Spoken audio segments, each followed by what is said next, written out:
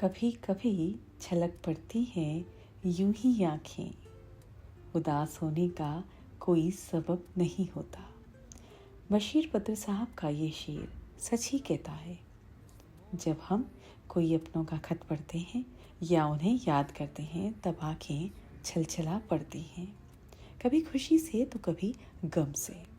नमस्कार इंडिया, मैं हूँ दीपमाला, करती हूँ बातें आपसे मेरे दिल की। लास्ट एपिसोड में वक्त की पाबंदी की वजह से मैं मेरी मम्मी का खत शामिल नहीं कर पाई थी, मगर आज शुरुआत उन्हीं से करूँगी। ठीक है। गर्मियाँ थोड़ी ज़्यादा होने लग गई हैं अहमदाबाद में क्या, आई थिंक अब सभी जगह गर्मियों ने अपना तेवर दिखाने शुरू कर दिए हैं। लेकिन रातें थोड़ी सी अभी भी ठंडी हो जाती हैं और काफ़ी नीचे बैठने पर दिखता है लेट तक बच्चे भी खेलते हैं, छुट्टियां का माहौल चल रहा है। तो शामें और रातें अभी भी रौनकें बरसाती हैं ना। बच्चों से याद आया कि माँ जब लिखती है, माँ जब बोलती है, माँ जब सुनती है, तो माँ की जो दुनिया होती है ना, या सेंटर ऑफ पॉइंट होता है ना, वो बच्चे ही होते हैं या फिर होती है फैमिली। इसके अलावा कोई तीसरा उनकी दुनिया में नहीं आता। तो मेरी माँ ने जो खत लिखा है, उस खत को लिखवाने के लिए सच्ची बताऊँ मुझे बहुत एफ़र्ट डालने पड़े। काफ़ी दिनों तक उनको मैंने प्रेशराइज़ तो नहीं करूँगी, कन्विंस किया। तब कहीं जाकर उन्होंने इस बात की हामी भरी कि ठीक है, मैं कुछ लिखती हूँ लेकिन मैं लिखना नहीं जानती। तो मैंने बोला कि आप कुछ भी लिखो, जो भी आप लिखोगे मुझे मालूम है बहुत ही अच्छा और बेहतरीन होगा। तो दोस्तों, माँ की जो पाती है ना, वो उन्होंने लिखा है अपने बच्चों के नाम। तो कुछ इस तरह से मेरी माँ ने लिखा है, सुनाती हूँ। मेरा नाम बिमलेश शर्मा है। मैं 73 वर्ष की हूँ। मैं एक गृहिणी हूँ। बहुत दिनों से मेरी छोटी बेटी और उसका बेटा यानी कि मेरा दोहिता मुझसे कह रहे थे कि आप अपने कुछ अनुभव हमसे साझा करो। मैंने कहा, बेटा मैं कोई लेखक तो हूँ नहीं, फिर भी तुम कहते हो तो कोशिश करती हूँ। मैं एक सैनिक परिवेश से आती हूँ। मेरे पिताजी भारतीय सेना में ऑफिसर थे, तो अनुशासन और समय की कीमत क्या होती है ये उन्हीं से सीखा। मैंने अपने पिताजी से बहुत कुछ सीखा। वो मेरे जीवन में बहुत ही काम आया और आ रहा है। जब मैं 1 साल की थी तब मेरे पिताजी सेना में भर्ती हुए। उन दिनों ब्राह्मण या वैश्य सेवा में भर्ती नहीं होते थे। फिर भी मेरे पिताजी ने लगभग 35 से 40 साल भारत माता की सेवा में बिताई।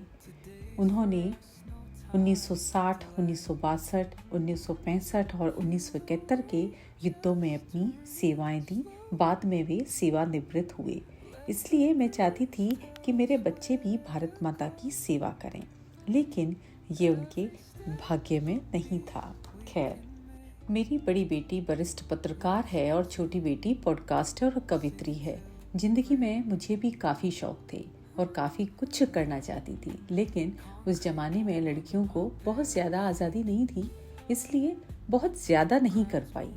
लेकिन अब जब भी फुर्सत होती है तो कभी बागवानी करना, कभी फालतू सामान से कुछ बनाना करना, मतलब कुछ ना कुछ मैं लगी रहती हूँ। खाने में तरह तरह के व्यंजन बनाना, अचार मुरब्बे बनाना, यानी कि मुझे सीखने की चाहत तो हमेशा से ही बनी रहती है और मैं किसी भी नए काम को सीखने में कोई गुरेज भी नहीं करती हूँ। कभी कभी एल्बम देखती हूँ तो बच्चों की बचपन की यादें ताज़ा हो जाती हैं। बचपन में उनकी तोतली भाषा में उनका बोलना, चलना, उठना, गिरना, गिर के फिर से उठ जाना, सब आंखों के सामने नाचने लगते हैं। मेरी पोती और दोहिती जब बहुत छोटी थी तो गर्मी की छुट्टियों में आती थी, तो शाम को बगीचे में पानी देते वक्त दोनों पानी में भीग भीग कर खूब नाचती थी। सारा दिन घर में हो हल्ला बना रहता था, तो लगता था कि बचपन फिर से लौट आया है। उनको देखकर मुझे लगता था कि शायद मैं भी कभी ऐसे ही किया करती होंगी। छोटी बेटी का बेटा जब बहुत छोटा था और खाने में बहुत ही परेशान करता था, तो उसको मैं एक दिन ऐसे ही डराने लगी कि देखो तुम खाना नहीं खाओगे तो ये सरदार जी आ जाएंगे। किसी सरदार जी को देखकर मैंने उसको डरा दिया। तो वो डर गया और बोला कि ठीक है, हम तो बेंगलोर चले जाएंगे, फिर ये सरदार जी कैसे आएंगे। तो मैंने बोला कि उनका छोटा भाई भी वहीं रहता है। तो कहने का मतलब ये था कि मैं चाहती थी कि वो किसी न किसी बहाने से खाना खा ले। और इस तरह से बचपन की बातें, हर बच्चे की मेरे बचपन की बातें मेरे दिल में और दिमाग में अभी तक छाई रहती हैं। आज वही छोटे छोटे बच्चे, कोई MBBS कर रहा है, मेरा पोता डॉक्टर बनने की तैयारी में लग रहा है, तो कोई डॉक्टर बन चुका है, मेरी दोहिती डॉक्टर बन चुकी है। कुछ भी हो, कैसे भी हो, मेरे सारे बच्चे बहुत अच्छे और होशियार हैं। देखिए मेरी मम्मी का कॉन्फिडेंस कितना अच्छा है। ये हर एक माँ का कॉन्फिडेंस होता है। इस मामले में मैं बहुत भाग्यशाली हूँ, इसके लिए भगवान का धन्यवाद करती हूँ। खैर, समय कैसे पंख लगाकर उड़ जाता है पता ही नहीं चलता, बच्चे कब बड़े हो जाते हैं। यही तो समय का चक्र है जो रुकता नहीं। लेकिन बच्चों, तुम ये सोच रहे होंगे कि नानी दादी आज ये सारी बातें हमें क्यों बता रही हैं। तो सुनो, मैं इसलिए बता रही हूँ कि तुम्हें पता चले कि बच्चे बचपन में क्या क्या किया करते थे और माँ को उनके लिए क्या क्या करना पड़ता। समय किसी के लिए नहीं रुका है। सारे बच्चे पक्षियों की तरह उड़ गए, लेकिन जब उनकी मंजिल उन्हें मिल जाएगी तो वो फिर से अपने बुजुर्गों, अपने माँ बाप, अपने दादा दादी, नाना नानी के पास जब भी उन्हें समय मिलेगा वो ज़रूर से मिलने आएंगे, उनके पास कुछ वक्त बिताने। मेरी यही दुआ है कि जहाँ भी रहो खूब खुश रहो, स्वस्थ रहो, अपनी मंजिल को प्राप्त करो। लेख लंबा हो रहा है, इसलिए यही अब विराम देती हूँ। सदा सुखी रहो। दुआओं के साथ तुम्हारी माँ, दादी, नानी बिमलेश शर्मा। तो ये खत दोस्तों मेरे लिए तो एक धरोहर बन के मिला है।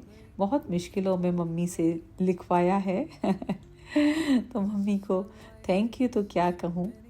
उनको पता है कि उनके लिए क्या है, उनको ढेर सारा प्यार, और वो ऐसे ही हम पर अपना प्यार बनाती रहें और स्वस्थ रहें और हमारे साथ रहें। तो चलिए अब एक और खत को मैं शामिल करने जा रही हूँ, जिसको लिखा है रूबी सिंह ने, और वो जो उनकी पाती है वो जीवन के प्रति एक सकारात्मक संदेश देती हुई नजर आती है। हम लोगों ने अनायास ही अपने जीवन को कई तरह की शर्तों से लाद रखा है, मतलब जकड़ रखा है बीड़ियों में। और यदि हम चाहते हैं कि हम अपने जीवन को एक अच्छी तरह से बिताएं, तो उसके लिए बहुत ज़रूरी है कि जो शर्तें हैं ना, जो हम सब ने अनायासी लगा रखी हैं, उनको हटाना पड़ेगा। तो क्या करना होगा उसके लिए कि तुम हंसो खिलखिलाकर खूब हंसो। तुम हंसो खिलखिलाकर खूब हंसो कि जब तुम हंसते हो तो खिल उठती हैं कलियां, मुस्कुराता है चमन, झूम उठती है फिजा। बस अपने हंसने में खुशियों की कोई शर्त ना लगाना। तुम चलो खूब तेज चलो कि चलना ही तुम्हारा कर्म है, तुम्हारा धर्म है और तुम्हारा कर्तव्य भी। बस अपने चलने में मंजिलों की कोई शर्त ना रखना। तुम सपने देखो खुली आंखों से देखो।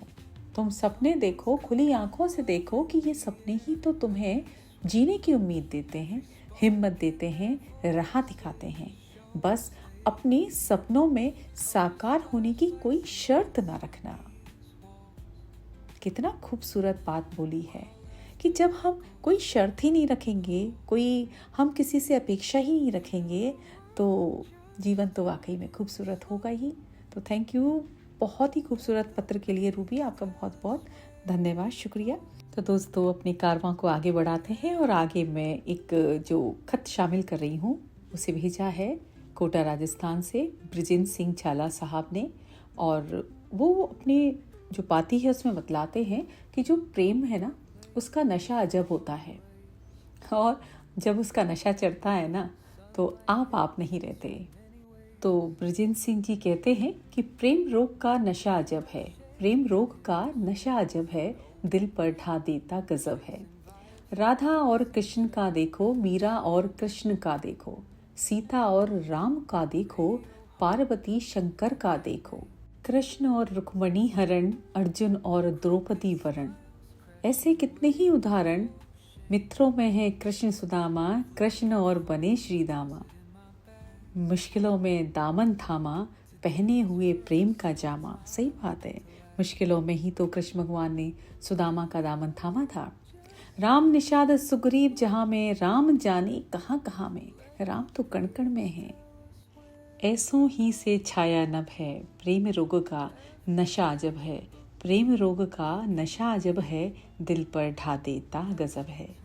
तो शुक्रिया सर आपका बहुत बहुत, हमें अपनी पाती भेजने के लिए।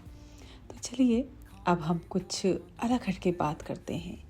अलग हट के बात नहीं, आपको खत ही सुनाने जा रही हूँ, लेकिन अब आपके साथ एक ऐसा खत सामने रखने जा रही हूँ जिसे पढ़कर और सुनकर आपके सामने कई ऐसी कहानियाँ और उनके पात्र सजीव हो जाएंगे, जिससे आपको ये महसूस होगा कि शायद इनको तो मैं जानता हूँ, शायद इनको तो मैं जानती हूँ।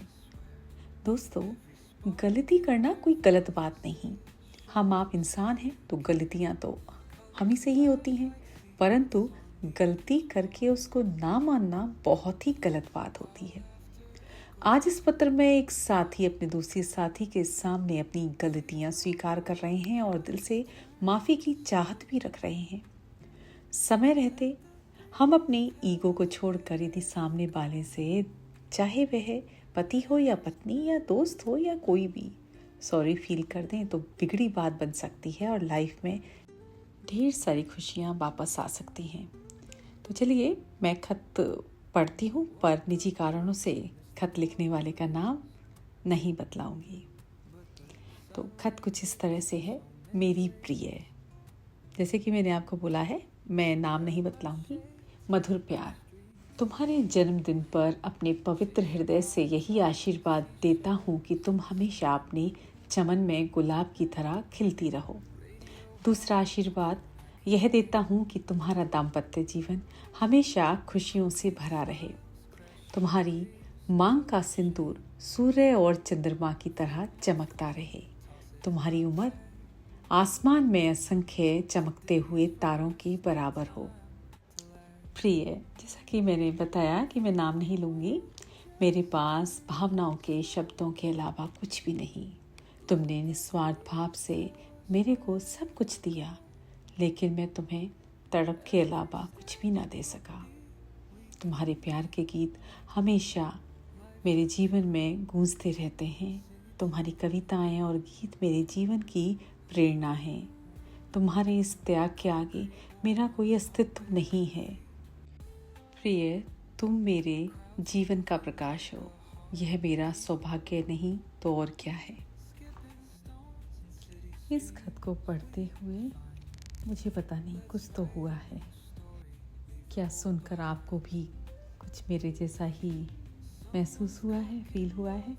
यदि हुआ है तो कमेंट में ज़रूर से लिखिएगा और बतलाइएगा। तो चलिए थोड़ा सा माहौल को हम अलग करते हैं, और अब जो नेक्स्ट मैं खत को उठा रही हूँ उसको भेजा है आगरा से अमरदीप शर्मा जी ने। ये छोटे साहबजादे हैं, हमारे भाई हैं। तो उन्होंने प्रीत की पाती लिखी है दिल के नाम।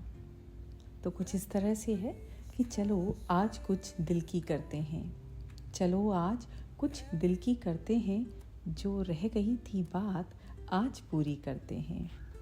यूं तो आते नहीं मौके बहुत, यूं तो आते नहीं मौके बहुत, पर आज सुनी अनसुनी सब पूरी करते हैं। चलो आज कुछ दिल की करते हैं। आज लेकर हाथों में हाथ तुम्हारा, छूटी हुई हसरतें कुछ पूरी करते हैं।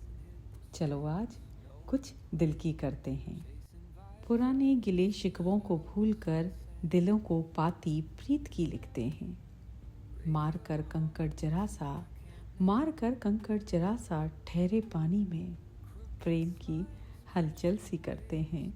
चलो आज कुछ दिल की करते हैं। रात बीती थी रह गई जो अधूरी बात, तुमको सुनाकर आज पूरी करते हैं। चलो आज कुछ दिल की बात करते हैं। तो दोस्तों, अब दिल की बातें हो ही रही हैं तो एक और प्रेम पत्र तो पढ़ना बनता है ना। बोलिए, पढ़ूं? चलिए पढ़ ही देती हूँ।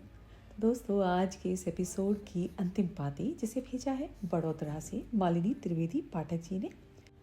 उनका ये पत्र उनके जीवन साथी के नाम, उनके जन्मदिन के तोहफे स्वरूप जो लिखा गया था आज से लगभग 32 साल पहले। जी हाँ, 13 अगस्त 1994 को। तो प्रेम में डूबी ये पाती मैं आप सभी के सामने रखती हूँ। सुर सागर में झंकृत रुनझुन सुर लहरी थी प्यार की, चंद्रमा में एक झलक थी उमंग और अरमान की। सुरमई सांझ की बेला में सप्त रंग थे सिंदूरी, सुरमई सांझ की बेला में सप्त रंग थे सिंदूरी। जन्मदिन की प्रीत गीत में यमन राग थी माधुरी, लय राग और ताल में बात थी अनुराग की। एक एक शब्द बहुत ही ऐसा लगता है कि प्रेम की मीठी चाशनी में डूबा हुआ है।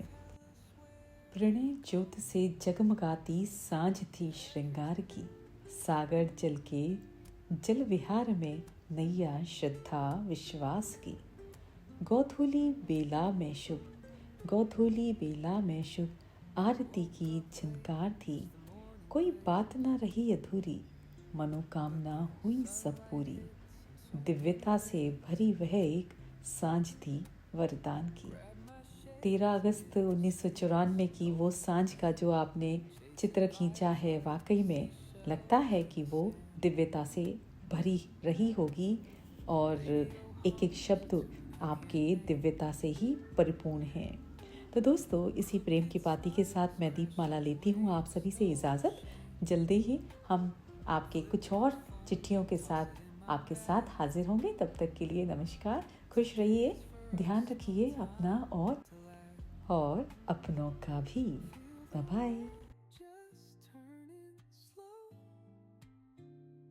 Let the breeze tell us where to go.